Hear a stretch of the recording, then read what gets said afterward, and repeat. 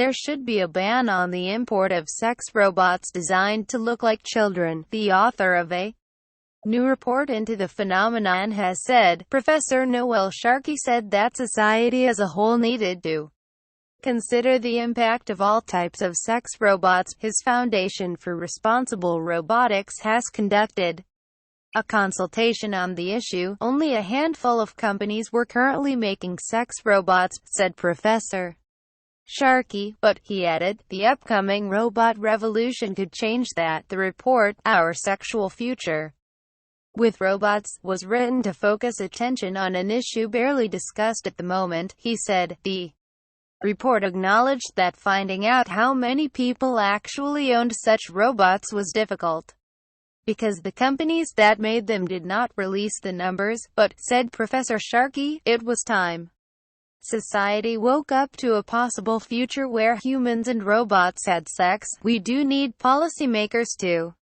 look at it and the general public to decide what is acceptable and permissible, he said. We need to think as a society what we want to do about it. I don't know the answers. I am just asking the questions. Companies making sex robots include Android Love Doll, SexBot and True Companion.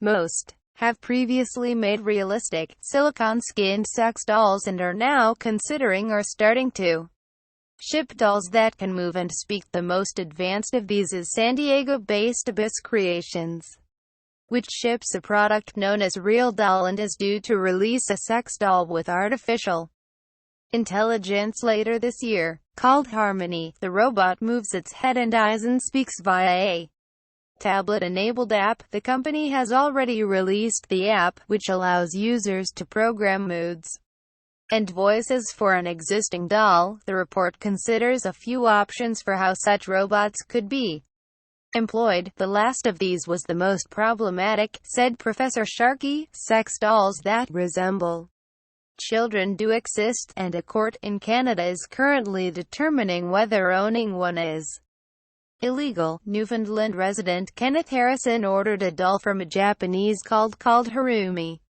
Designs. The company is on a Canadian watch list, and the doll was intercepted at the airport.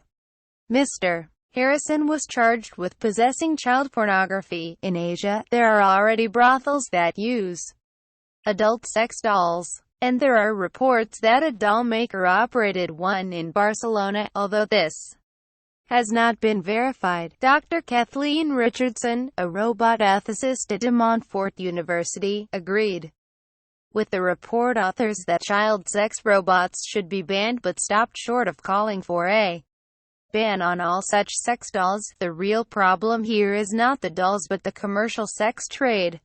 Sex robots are just another type of pornography, she said. She believes such robots would inevitably increase social isolation. She also criticizes the report for what she said is a failure to address the issue of gender. Why does the report have a picture of a male robot on the cover when we know that the doll market, which is driving this, is mainly female dolls? It is perpetrating the idea that this is gender neutral, but the truth is that there are not many women buying such dolls. It is largely driven by men and male ideas of sexuality. Professor Sharkey said that there was currently a mismatch between what those selling such dolls wanted their customers to believe about the dolls and the reality of what they offered. The manufacturers of sex robots want to create an experience as close to a human sexual encounter as possible, he said, but robots cannot feel love, tenderness or form emotional bonds. The best that robots can do is to fake it. Sex robots are a relatively new phenomenon and an obvious next stage for sex dolls, which have become increasingly sophisticated in recent years. Most have silicone skin, articulated metal skeletons and realistic features such as hair and eyes. In the main, these dolls are designed in female form, although synthetics has had some commercial success with its male sex dolls, but Professor Sharkey has doubts about how human-like such dolls will become. I can't see them as being like humans in the next 50 years.